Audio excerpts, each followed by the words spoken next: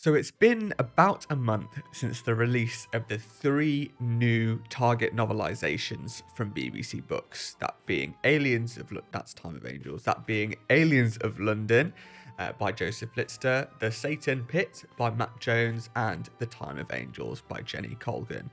I have done reviews, like full-length video reviews on all of them with spoilers, but this video will be more of like, should you pick them up? Would I recommend them? That kind of thing. And there should be very minimal spoilers here. The only things that I'd really be going over is stuff that you will be aware of once you begin reading maybe the first chapter of the book, stuff that affects the entire book as a whole, but nothing specific. The first release that I went over was Aliens of London by Joseph Litster. This was quite possibly my favourite novelization. I say quite possibly like there's any question about it. Out of these three, it is my favourite novelization that we got released last month. It doesn't rely on dialogue, which is a really big thing for me. I think too much dialogue just really drags a story down, and I will be going over this more later, but one of the biggest things for me is when a novelization just basically takes the original source material and writes it step by step, like doesn't add anything, doesn't alter anything. Not that they have to like change the entire thing to a massive extent, but I really appreciate having a new perspective and stuff like that.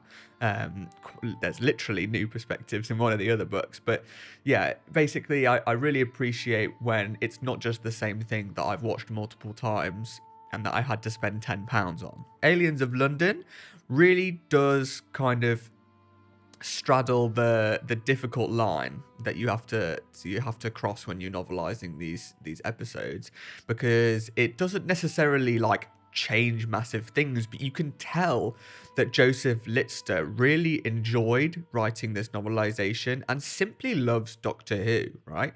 So there's just a bunch of things in here that are nice tidbits and references to other Doctor Who material past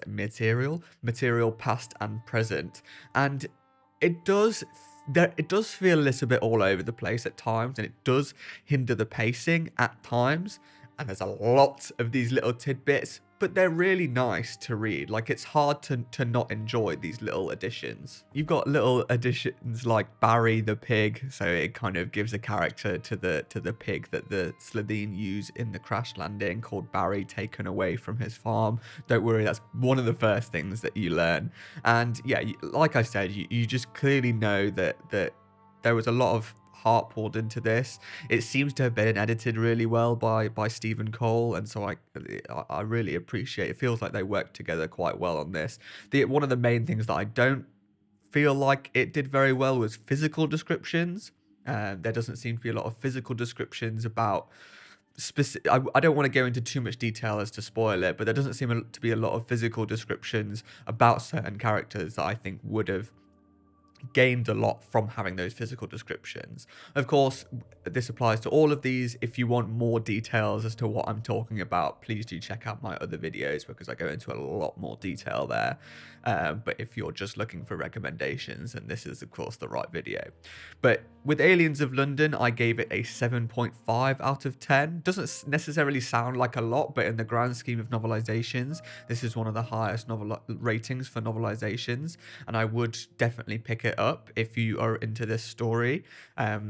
It transfers the vibe, the familial vibe, the 2005 vibe, basically really well, and I really like it. Basically, not like I said, it's only 7.5 out of 10, but it's just because of the kind of overwhelming minor additions, loads of extra kind of little characters that are gets quite disorientating at times, and yeah, the lack of physical descriptions for some of the characters was a bit of a shame. And yeah, but I've seen a couple comments on my video saying that this basically gives them hope for a Boomtown novelization. Obviously, that's quite a popular story and follows on directly from this. So maybe Joseph Litster would be interested in doing a Boomtown novelization as well.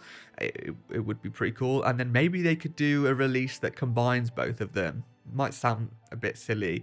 Who knows? I like that. Like, you don't get releases like that anymore. You know, they released novelizations in double packs a lot of the with a few stories with the classic Who stuff, and it would be cool to have releases like that these days.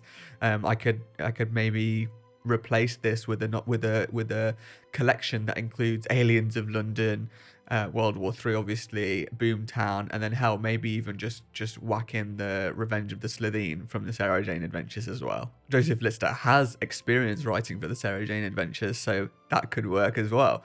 Although I think, does it have a novelization already? It does actually have a novelization already by Rupert Late. Maybe include that. I don't know. I'm not familiar with that guy, but you know, maybe just for a new look, Joseph Lister could renovelize it. I don't know. I'm just spitballing. But next up, so I'm not kind of going on for too long, was The Satan Pit by Matt Jones, the only author to return to write their own serial. Joseph Lister obviously covering for Russell T Davies and Jenny Colgan covering for Stephen Moffat, but Matt Jones returned here to write his 2006 serial, very popular 2006 serial.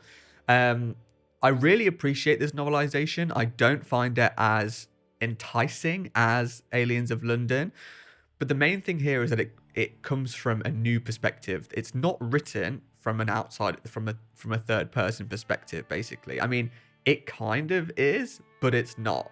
You know, like, it is technically written from accounts from the people in the story. So that's pretty interesting. It doesn't change too much. It doesn't add too much. And in fact, the perspectives can lead to certain moments having to be shown in different ways, which don't necessarily come across as interesting as the episode itself.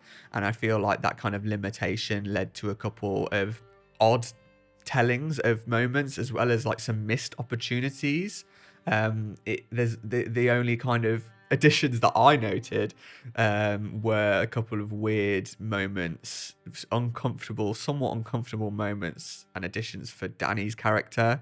Again, if you're not going to pick it up, feel free to check out my novelization review.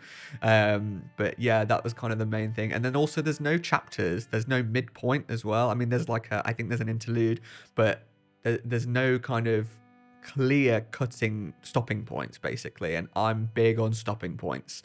I do really appreciate a good stopping point, because I'm very slow at reading, and even these novelizations, which are pretty short, it do take a few reading sessions to get through them. But yeah, I thought also people who like this story would like this novelization.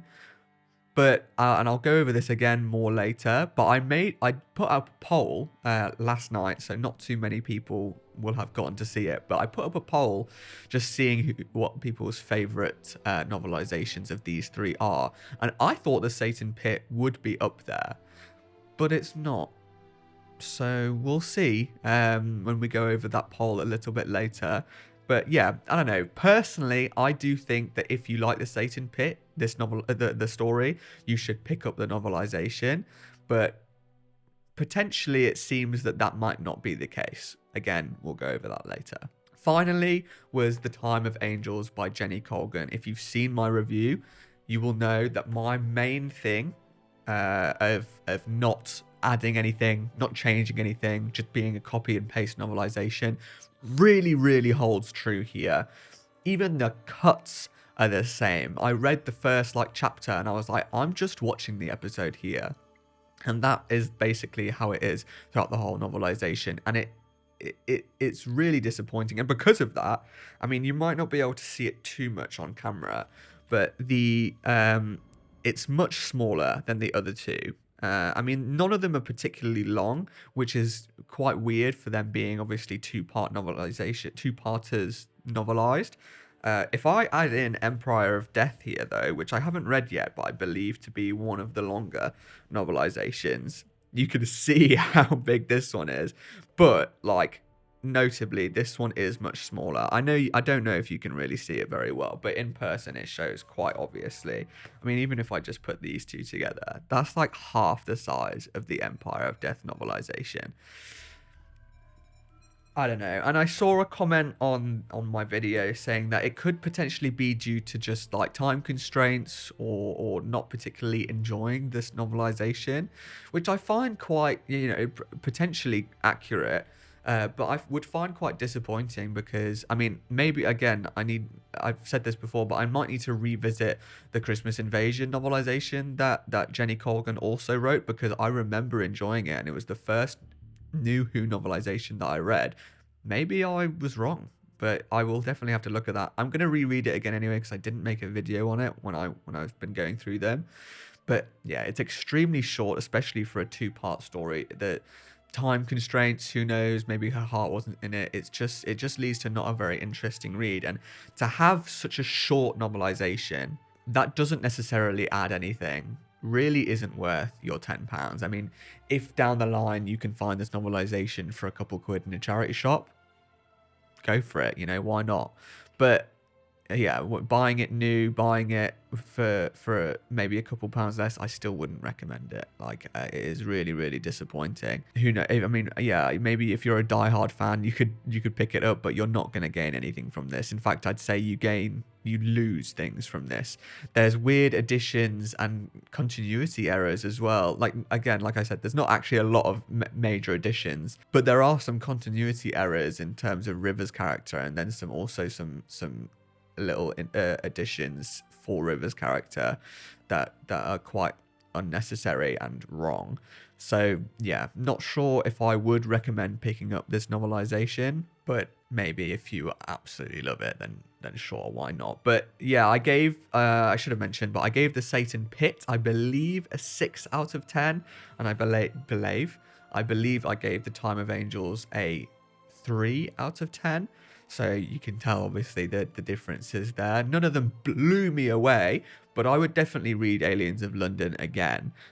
It was a really, like, it's exactly what I expect from a novelization. I really appreciate the Satan Pit, and what it went for just wasn't my cup of tea.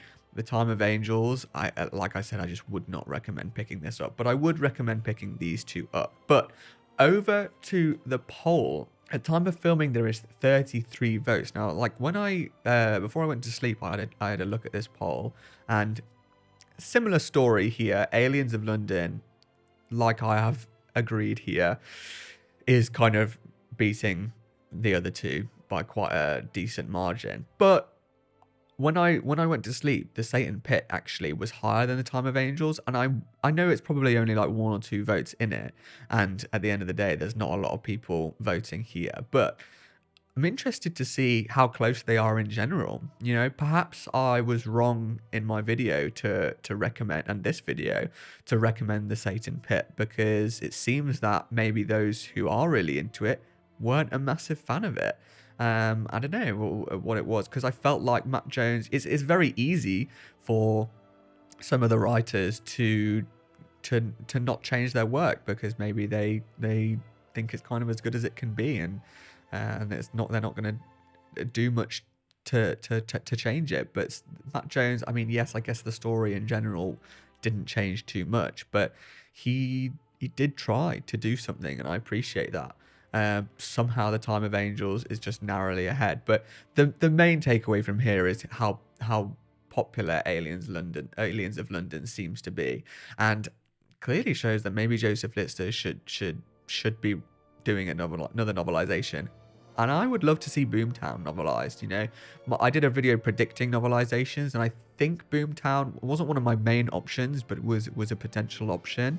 I think I went down the line of there probably not being a Ninth Doctor novelization anytime in the next release. But after that, Joseph Lister would have plenty of time to do that. So if anyone's watching from BBC Books or Ebury Publishing or whoever does that kind of thing, Joseph Lister, if you're watching, if you want to send this video to people and pitch the idea of doing a Boomtown novelization, there's clearly some demand for it. It's clearly you clearly did a very good job with Aliens of London, so I would love to see a Boomtown novelization. And like I said, maybe a cool duo package: Aliens of London, Boomtown. Maybe whacking Revenge of the Slitheen in there, just for shits and gigs. But yeah, that's my verdict, basically, and seems to be quite a lot of other people's verdict. It's Aliens of London is definitely one to pick up. Personally, I think you wouldn't lose anything by picking up the Satan Pit, but clearly maybe that's not the whole consensus. And the Time of Angels, I might give that one a miss for now. But thank you very much for watching. I would love to hear your thoughts, of course, in the comments below about all 3 of these novelizations. Any predictions for upcoming novelizations? Any thoughts on the ups and downs of these novelizations? I would love to hear them.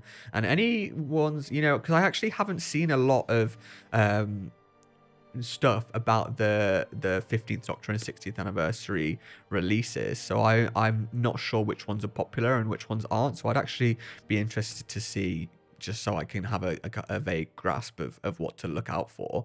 But yeah, thank you very much for watching, and I will see you in the next one.